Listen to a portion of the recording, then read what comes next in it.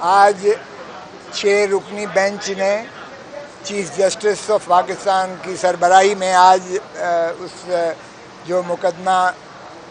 Military courts civilians کا trial کر سکتی ہیں یا نہیں کر سکتی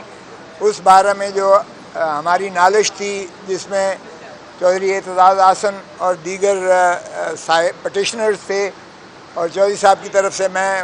وکالت کا سر انجام دے رہا تھا، وکالت کے فرائض،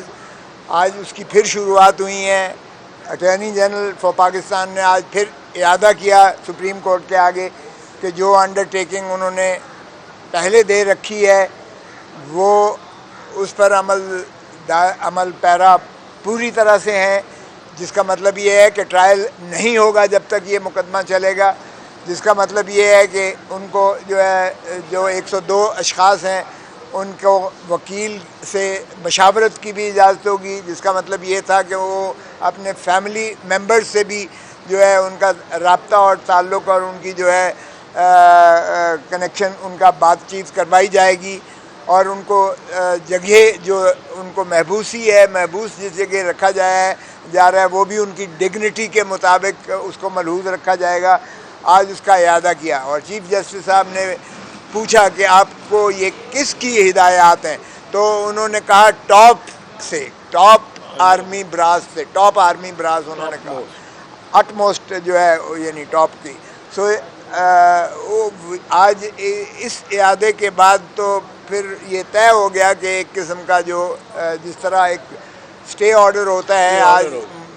یہ پروسیڈنگز معطل رہیں گی جس وقت اس چیز کا فیصلہ نہیں ہوتا۔ یہ ہماری پہلے دن سے استدعا تھی، اگرچہ تحریری طور پر تو اس میں کوئی مندرج نہ کیا گیا، لیکن جب انڈر ٹیکنگ آ جاتی ہے لا آفیسر کی، ہائیسٹ لا آفیسر کی، میں خود اٹارنی جنرل پاکستان رہا ہوں، اور اٹارنی جنرل پاکستان ایسا بیان کبھی نہیں دے سکتا ہے جب تک کہ اس کو پوری طرح سے وہ انشور نہ کر لے۔ سو اس لیے کیونکہ وہ جواب دہ ہوتا ہے عدالت کو بھی، جہاں وہ وفاق کا نمائندہ ہوتا ہے وہاں وہ عدالت کا بھی پرنسپل لا آفیسر کی حیثیت سے جواب دہ ہوتا ہے۔ سو آج یہ تو طے ہو گئی کہ ابھی کوئی پروسیڈنگ اس وقت تک ان کے خلاف نہیں ہوگی جو 102 محبوسین ہیں ملٹری کورٹ میں، جب تک اس کا فیصلہ نہیں ہوتا۔ آج جب شروعات ہوئی تو اٹارنی جنرل صاحب بدستور جو ہے اپنے دلائل دے رہے تھے، اور کل کے تسلسل کے بعد آج انہوں نے پھر شروعات کی، اور آج بھی انہوں نے جو ہے پہلے کل تو انہوں نے یہ طے کیا تھا کہ کیا یہ عدالتیں ہیں بھی کہ نہیں ہیں، کیا یہ آرٹیکل 175 آئین کے اور 203 کے آئین کے کیا یہ عدالتیں under the supervision and control of the high court ہیں یا نہیں ہیں۔ تو آج انہوں نے اس چیز کو تسلیم کیا کہ یہ عدالتیں جو ہے عدالت عالیہ یا عظمیٰ کے کنٹرول اور سپرویژن میں نہیں ہیں، اس لیے ان کو عدالت آرٹیکل 175 اور 203 کے تحت اس کو عدالتیں نہیں کہا جا سکتا۔ تو پھر بینچ کی جانب سے استفسار ہوا کہ پھر یہ کیا ہے؟ اگر یہ عدالت نہیں ہے جو سماعت کر رہی ہے 102 اشخاص کو مقدمے کو، عدالت نہیں ہے آئین کے مطابق، تو پھر یہ کیا ہے؟ تو انہوں نے کہا یہ ٹرائیبونل اس کو متصور کر لیں جو کہ قانون اپنے ضابطے اور ذائچے کے مطابق یہ چیزیں یہ مقدمات سنے گی۔ پھر وہیں آ گیا بات کہ کیا یہ سویلینز کے لیے بھی آرمی ایکٹ 1952 کا اس کا اطلاق ہوتا ہے، یا آرمی ایکٹ 1952 اپنے ہی فوجی ڈسپلن کے لیے اور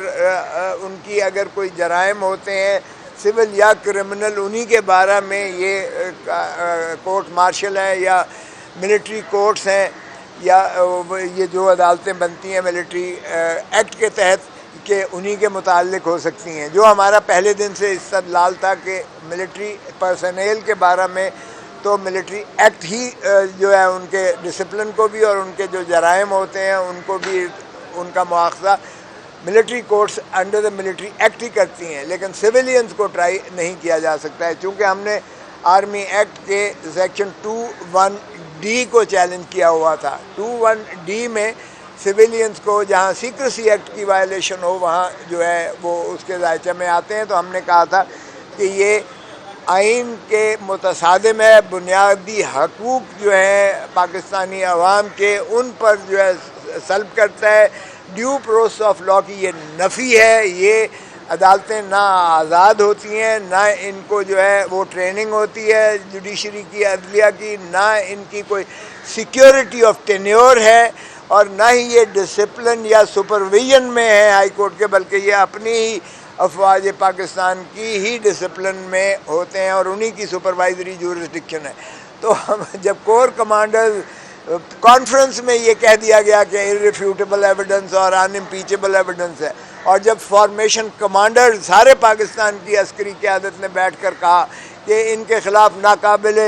تردید شواہد ہیں جن کو جھٹلایا نہیں جا سکتا، تو اس کے بعد پھر ایک بریگیڈیئر یا ایک میجر جنرل جو ہے عدالت لگا کے یونیفارم میں بیٹھ کر وہ کیا انصاف دے گا اور کیا وہ اپنا انڈیپینڈنٹ مائنڈ اپلائی کرے گا۔ تو اس لیے ہمارا موقف آج بھی یہی تھا، جب اٹارنی جنرل نے کہا کہ ہم نے اپیل کا اس میں راستے کی گنجائش پیدا کرنے کی کوشش کر رہے ہیں اور اس کے لیے ہمیں وقت درکار ہے، تو اس پر جو ہے چودھری صاحب کھڑے ہوئے اور انہوں نے بڑا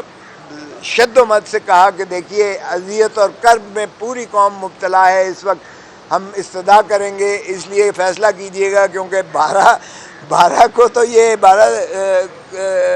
اس کو اگست کو تو اسمبلیاں جا رہی ہیں، شاید ہو سکتا ہے اس سے پہلے چلی جائیں، گورنمنٹ بھی جا رہی ہے، تو اٹارنی جنرل صاحب جانے ہوں گے بھی کہ نہیں اگلی حکومت کے اٹارنی جنرل، اور جب اسمبلی ہی نہیں ہے تو قانون سازی کیسے ہوگی، اپیل کیسے اس میں آ جائے گی، اور اس لیے نہ تو آئین میں ترمیم ہو سکتی ہے کیونکہ اسمبلیاں نہیں ہوں گی، نہ قانون میں ترمیم ہو سکتی ہے، اسمبلیاں نہیں ہوں گی، ہو سکتا ہے کہ اٹارنی جنرل صاحب خود جو انڈرٹیکنگ دے رہے ہیں شاید یہ بھی ہوتے ہیں یا نہیں ہوتے ہیں، تو اس لیے چودھری صاحب نے استدعا کی کہ جناب اس کو یکسو کیجیے گا۔ میں نے بھی عرض کیا کہ جی اپیل سے کوئی بات نہیں بنتی ہے صرف، کیونکہ